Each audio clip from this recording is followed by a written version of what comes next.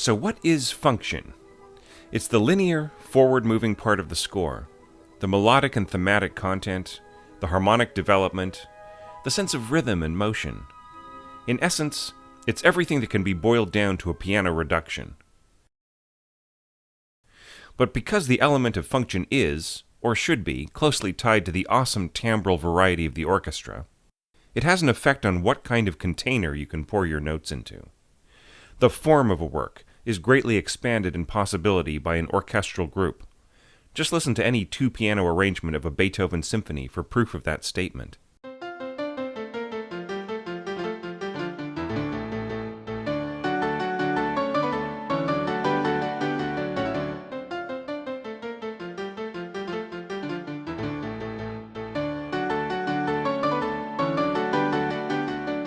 In this case, I don't have to write a book about it.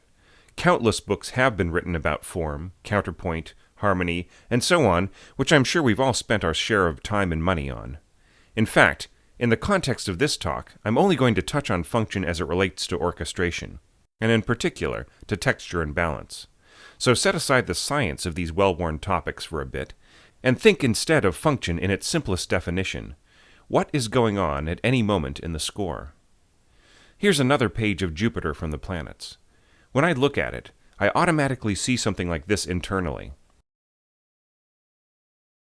A very simple breakdown of the functions of each line, in combination and counterpoint.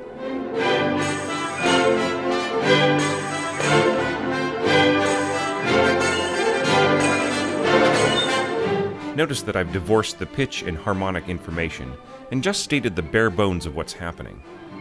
There's a strength in that reductionism. Here we've got a page of music that's well balanced, with nicely contrasting textures and beautifully proportioned functions. But how many hundreds of different ways could we take this exact same information, stripped of its musical context, and express it with a completely different meaning? For the answer to that question, you'll have to listen to a lot of film scores. The point I'm trying to make here is that function can be seen as separate from the things that drive it. And this is especially true in an orchestral context, where composers are building on each other's work with each new generation, and personalizing their take on a set of general approaches. If we see function as simply what is going on in a moment of time, we can also extend that perception to the entire course of a work. The best advice I can give to a beginning orchestrator is to go through every part in their score once the first draft is finished. See each part as its own musical world. Is it a very interesting, involving world to live in? Or is it simply a repetitive hell of a very limited series of notes? Is it mostly footballs? Or worst of all, are there only 5 unimportant bars to play in the entire piece? This is the concept of horizontal continuity.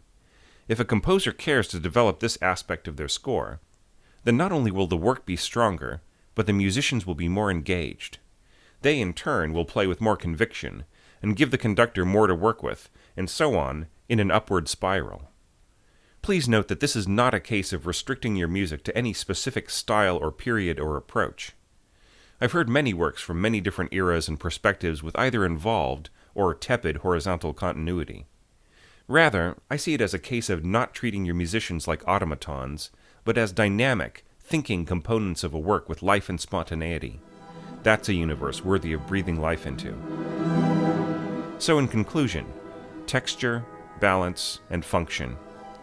As I stated at the beginning, I use these elements consciously, not to mention constantly, in my work. They clear away the cobwebs and force me to really focus on how a piece is scored, how it works, and what it says.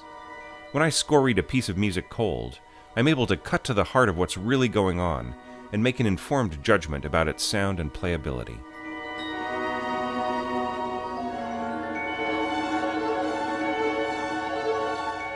So that's my lecture on texture, balance, and function. I hope you enjoyed watching this, and I wish that I'd had time to cover the more practical applications of this approach, especially regarding function. In fact, I noticed that this video so far is only around 5 minutes long. So as a special bonus, I'm going to throw in a sneak preview for my upcoming Orchestration 101 course on the string section coming from MacProVideo in a couple months from now, probably in September. Here are a couple of minutes from Chapter 17 about harmonics.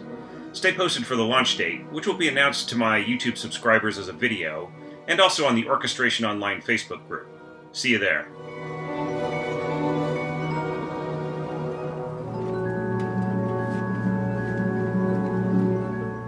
On any string instrument, the clearest and easiest harmonic tones coincide with different points on the string corresponding with specific intervals.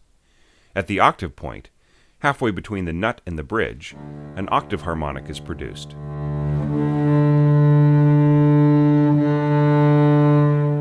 At the fifth, a harmonic occurs of an octave and a fifth higher. At the fourth, one hears 2 octaves. At the major third, 2 octaves plus a major third, and at the minor third, 2 octaves plus a fifth. These divisions can continue ad infinitum, but with each successive harmonic, the effect loses strength rather rapidly.